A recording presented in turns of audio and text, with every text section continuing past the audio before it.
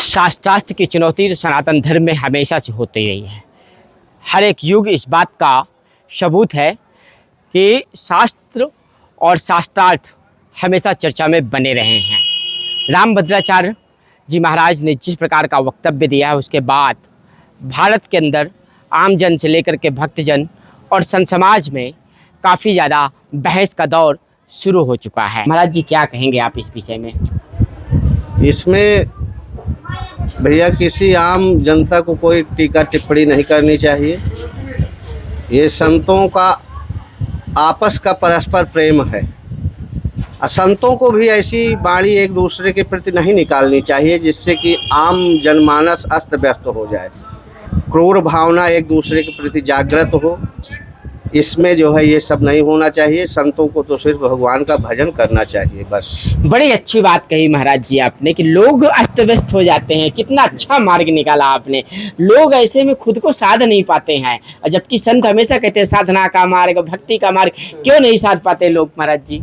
बस इसी कारण कि एक दूसरे की भलाई बुराई में लगे रहते हैं। हाँ, भगवान का स्मरण करें तो ये सब जरूरत ही नहीं है। किसी को क्या हमें देखना है भाई? अच्छा, भलाई बुराई में लगे रहते, लगना कहाँ चाहिए लोगों को महाराज जी? भगवत भजन में लगना चाहिए इनको।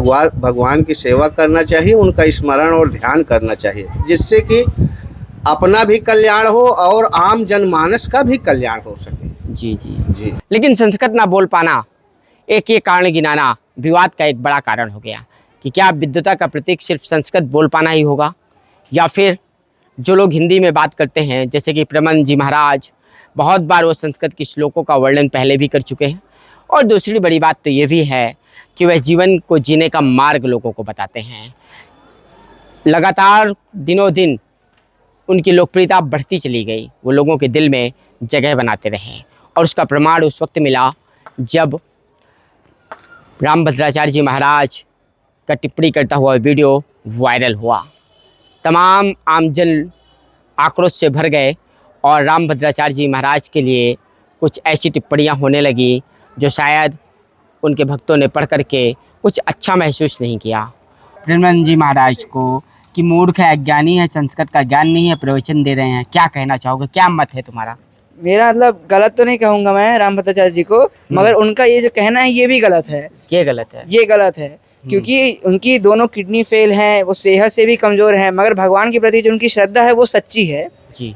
तो मैं कहना चाहूँगा जो रामभद्राचार्य ने ये जो कहा है प्रेमानंद जी महाराज के लिए, ये गलत है, पूरी तरीके से गलत है। प्रेमानंद जी महाराज ढोंगी नहीं है, वो ज्ञान देते हैं। उनके अंदर भगवान का अंश है, भगवान के प्रति उनकी असली श्रद्धा है जी। बिल्कुल। नाम क्या है? अभय त्रिपाठी। कहाँ रहते हो? यहीं लोकल में, सीतापुर में। और इसकी भनक तो उन्हें लग गई थी। भनक लगने के साथ ही 24 घंटे के अंदर ही पहला स्पष्टीकरण उनके उत्तराधिकारी रामचंद्र दास जी के द्वारा आ गया, और कुछ ही घंटे बाद स्वयं रामभद्राचार्य जी महाराज स्पष्टीकरण देते हुए नजर आए। रही बात प्रेमानंद की, मैंने प्रेमानंद जी के लिए कोई भी अभद्र टिप्पणी नहीं की है। लेकिन उस स्पष्टीकरण की एक बात, अंत की बात है, बहुत महत्वपूर्ण थी।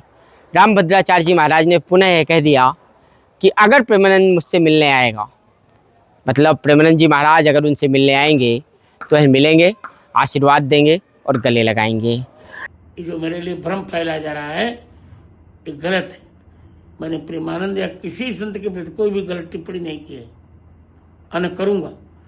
अब जब भी प्रेमानंद जी मुझे मिलने आएंगे मैं निश्चित आशीर्वाद दूंगा, तो उनको हृदय से लगाऊंगा। उनके स्वास्थ्य के लिए भगवान श्री रामचंद्र जी से मैं प्रार्थना भी करता हूँ, और निरंतर उनके दीर्घायु की कामना करता रहूँगा। सवाल ये खड़ा होता है कि प्रेमानंद जी महाराज जाते कहाँ हैं? अगर वह कहीं आते जाते, इस शहर से उस शहर आते जाते, या किसी संत की कुटी में पहुँचते आए दिन, तो संभव था कि रामभद्राचार्य जी महाराज का यह पॉइंट, यह वक्तव्य ठीक लगता।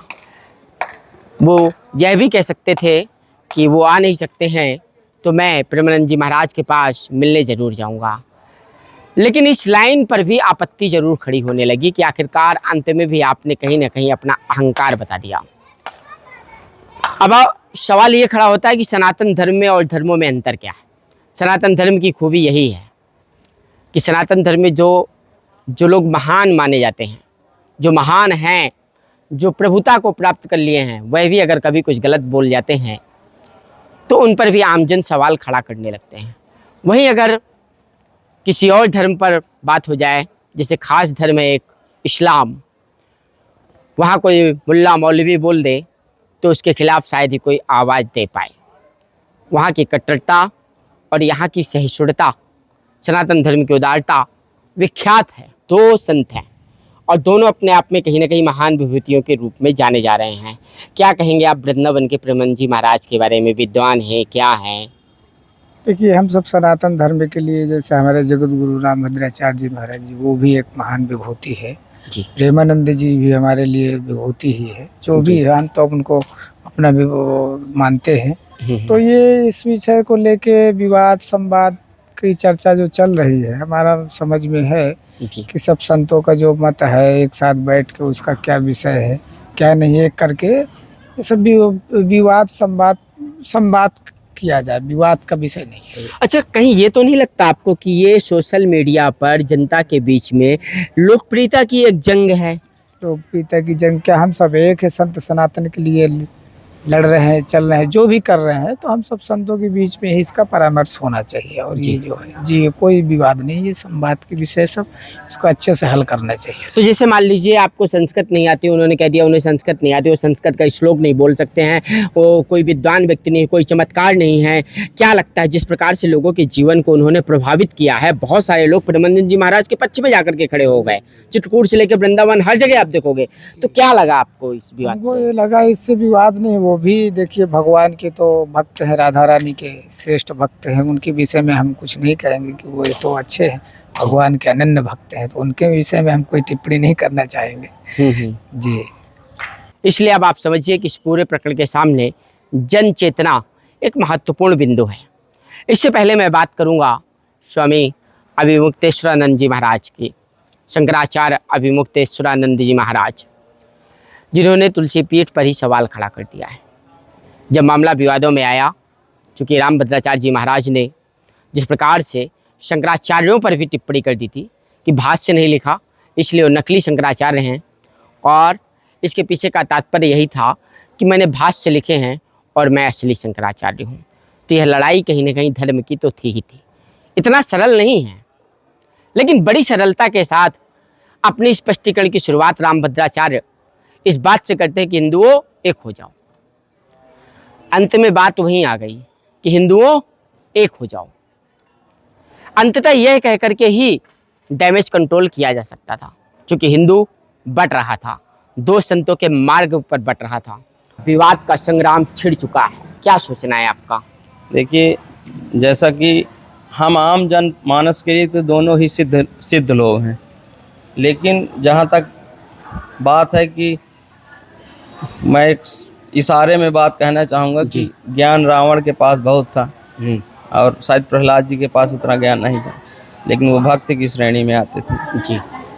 जय श्री राम। क्या है तो कुछ और भी कह दीजिए, मतलब प्रहलाद और रावण, प्रहलाद भक्त थे तो कहने का मतलब ये है कि भगवान आ गए थे प्रहलाद के लिए जी। भाव, पूजा भाव की होती है, लिखा तो बहुत कुछ है, लेकिन हम लोग पूजते भाव को हैं। और रावण भी विद्वान था, ये कह रहे हो आप? विद्वान होने के साथ साथ उसकी हत्या किसने की? भगवान ने। कुल मिलाकर के खुल के क्यों नहीं बोलते हैं? थोड़ा तो खुल के ही बोलना चाहिए ना। नहीं, तो हमारे लिए दोनों पूज्य नहीं है, ऐसा नहीं है, लेकिन जैसा आम जनमानस में सुनने को आ रहा है तो ये चीज़। तो प्रतिक्रिया के बाद उन्होंने एक स्पष्टीकरण भी दे दिया। उन्होंने कहा कि मेरा ये मतलब नहीं था, मेरे भाव नहीं थे, मैंने तो एक सामान्य बात कही थी, बालक स्वरूप है वो मेरे। हाँ, तो हो सकता है, वो बड़े लोग हैं, बड़े लोगों की बातें भी बड़ी होती हैं। हम लोग आम लोग हैं तो शायद ना समझ पा रहे हैं उनकी बातें। अच्छा, तो कुल मिलाकर के अपने हृदय से प्रेमानंद जी महाराज के लिए आपके क्या उद्गार है, क्या सोचते हैं आप उनके विषय में? संत हैं। क्या लगता है थोड़ा सा आपको? संत हैं। आप उनको कभी सुने हो प्रेमानंद जी महाराज को? मैं तो 10 वर्ष पहले जब सोशल मीडिया पे इतना प्रचार नहीं था, अच्छा, तब मैं उनके दर्शन करके आया था। 10 वर्ष पहले दर्शन किए थे? जी। और तब भी उनके चेहरे पे और उनकी वाणी पे यही तेज था। लोग उनके प्रवचनों से एक अच्छे मार्ग की तरफ जा रहे हैं और शायद यही एक संत का कार्य है जो। और भगवान श्री कृष्ण ने श्रीमद् भगवद गीता में भक्ति मार्ग, ज्ञान मार्ग का बखूबी वर्णन किया है कि ज्ञान मार्ग से भी ईश्वर को प्राप्त किया जा सकता है और भक्ति मार्ग से भी ईश्वर को जाना जा सकता है। अब सरल मार्ग कौन सा है? भक्ति मार्ग को सरल मार्ग बताया गया है। और इसीलिए प्रेमानंद जी महाराज के जो भक्त थे वो रामभद्राचार्य जी के ऊपर बरस पड़े और अपने ऊपर होती हुई शब्दों की उल्का पिंड की बारिश को देखते हुए रामभद्राचार्य जी महाराज ने जब तक स्पष्टीकरण दिया तब तक आग बबूला हो उठे शंकराचार्य अभिमुक्तेश्वरानंद। अभिमुक्तेश्वरानंद जी महाराज ने स्पष्ट रूप से कहा कि तुलसी पीठ बनाने का अधिकार अगर किसी को है तो महान संत तुलसीदास जी महाराज को है। उन्होंने एक दोहा सुनाते हुए चमगादड़ होने की संज्ञा तक दे डाली कि जो आए दिन किसी की निंदा करते हैं, जो आए दिन किसी की बुराई करते हैं, उनको चमगादड़ के रूप में जन्म लेना पड़ता है। मैं कोई विद्वान तो नहीं हूँ संस्कृत वाला और ना ही मैंने उस श्लोक को याद किया है लेकिन जिस प्रकार से महाराज जी ने वह श्लोक सुनाया और चमगादड़ होने की संज्ञा दे डाली, उससे वास्तव में एक बात तो लोगों तक पहुंचनी बेहद ज़रूरी थी कि जो लोग दिन रात किसी की निंदा करने में अपना वक्त जाया करते हैं उनको कम से कम किसी की भी बुराई सोशल मीडिया से लेकर के सामाजिक माहौल तक बंद कर देनी चाहिए। अगर कहीं ध्यान देने की ज़रूरत है तो है भक्ति का मार्ग, प्रेमानंद जी महाराज का मार्ग कि जीवन के उत्थान पर काम किया जाना चाहिए। स्वयं के उत्थान पर जब काम करेंगे तो खुद के भले से संसार का भला हो जाएगा और आत्मकल्याण का अधिकार प्रत्येक नागरिक को है, प्रत्येक जन को है। ऐसी कुछ बातें करते हुए प्रेमानंद जी महाराज सोशल मीडिया के माध्यम से यूट्यूब, फेसबुक, ट्विटर तमाम जगहों के माध्यम से जन जन के बीच लोकप्रिय हो गए और इस लोकप्रियता का पैरामीटर उस वक्त चेक हो गया जब रामभद्राचार्य जी ने एक ऐसी टिप्पणी कर दी जो भक्तों को नागवार गुजर गई। अब तक रामभद्राचार्य जी महाराज को प्रेमानंद जी महाराज की ओर से कुछ भी नहीं बोला गया है, लेकिन पूरे देश में, पूरे विश्व में चर्चा बेहद ज़्यादा हो गई है और अभिमुक्तेश्वरानंद जी महाराज ने स्पष्ट रूप से कह दिया है कि विद्वान वो नहीं होते जो रट लें और उन्होंने इसकी भी परीक्षा करने का सवाल खड़ा कर दिया है कि अगर वास्तव में आपको 1.5 लाख पृष्ठ याद हैं, 1.5 लाख पृष्ठ आपने याद कर लिए हैं तो कभी आप बैठ जाइए लोगों के बीच में और कुछ नहीं 150 पन्ने ही सुना दीजिए, बता दिया जाए कि ये पृष्ठ है, अब इस पृष्ठ का एक श्लोक गा के आप सुना दो और आप सुनाते चले जाओ। ज़्यादा नहीं 150 पन्नों पर ही मान लिया जाएगा कि आपको कंटेस्ट हैं। अगर आप 1.5 लाख पन्ने रख करके और 150 पन्ने भी सुना देते हैं तो उन्होंने कहा था कि आप परीक्षा पर खड़े उतरेंगे। और किसी एक महान संत का उन्होंने उदाहरण भी दिया कि उन्होंने सुनाया था और उनको संत समाज ने सम्मानित करने का भी काम किया था। तो कुल मिलाकर के अब गेंद विद्वता की रामभद्राचार्य जी के पाले में आकर पड़ गई है। अब आगे वो क्या रणनीति अपनाएंगे, आगे वो क्या करेंगे, ये देखने योग्य बात होगी। लेकिन लोकप्रियता के परचम को लहराने के लिए पिछले दिनों रामभद्राचार्य जी महाराज के शिष्यों ने फेसबुक पर एक घोषणा तो की थी कि महाराज जी के विचारों को फैलाने के लिए एक ऐसी टीम बनाने की ज़रूरत है जो सोशल मीडिया पर उनके विचारों का प्रसार कर सके। तो हो ना हो लोग कयास लगा रहे हैं कि प्रेमानंद जी महाराज जिस प्रकार से सोशल मीडिया पर छाए रहते हैं, जिस प्रकार से यूट्यूब पर उनके लाखों करोड़ों में व्यूअर्स हो गए हैं, कहीं इसी लोकप्रियता को देखते हुए यह प्रयास तो नहीं था जांचने का, समझने का और विवाद का कारण कहीं लोकप्रियता तो नहीं है। इसलिए बहुत बड़ी बारीकी से महसूस करने की ज़रूरत है संतों की संग्राम को, क्योंकि संत का ये संग्राम पहला संग्राम नहीं। चित्रकूट की भूमि में राम स्वरूपाचार्य जी महाराज और रामभद्राचार्य जी महाराज का भी बड़ा संग्राम छिड़ गया था और उस वक्त दोनों संत बड़े आग बबूला होकर के एक दूसरे के ऊपर क्रोधित होकर के बरस पड़े थे। वही रामभद्राचार्य जी महाराज कभी सीएम कभी पीएम को अपने आसपास दिखा करके और प्रधानमंत्री को अपना मित्र बता करके सोशल मीडिया पर छाए रहते हैं। स्वयं प्रधानमंत्री चित्रकूट आए हुए भी थे, लेकिन जब वह बोलते हैं तो अक्सर उनके बयान पॉलिटिकल होते हैं, अक्सर उनके बयान चुनाव को प्रभावित करने वाले होते हैं। और इस बार उन्होंने एक ऐसे संत पर टिप्पणी कर दी जिससे कहीं ना कहीं उनको लगा कि अब लोग मेरे लिए अभद्र भाषा का प्रयोग करने लगे हैं, अब लोग मुझे खरी खोटी सुनाने लगे हैं। इसलिए स्पष्टीकरण आया है और स्पष्टीकरण का मतलब है कि क्षमा जैसा या फिर क्षमा से एक कदम पहले का कदम माना जाता है। कुल मिलाकर के स्पष्टीकरण के इस दौर में आप समझिए आप बात को कि वास्तव में संत समाज कह क्या रहा है और वास्तव में आपको जीवन का मार्ग कौन सा चुनना है। ज्ञान मार्ग में बहुत सारे लोग पढ़ करके जाते हैं और भक्ति मार्ग में लोग भाव से जाते हैं। भगवान भाव के भूखे होते हैं। इसलिए प्रेमानंद जी महाराज और रामभद्राचार्य जी महाराज के इस विवाद के बीच में वास्तव में भगवान की अपनी लीला हो सकती है, ऐसा भी लोग कहते हुए पाए जाते हैं।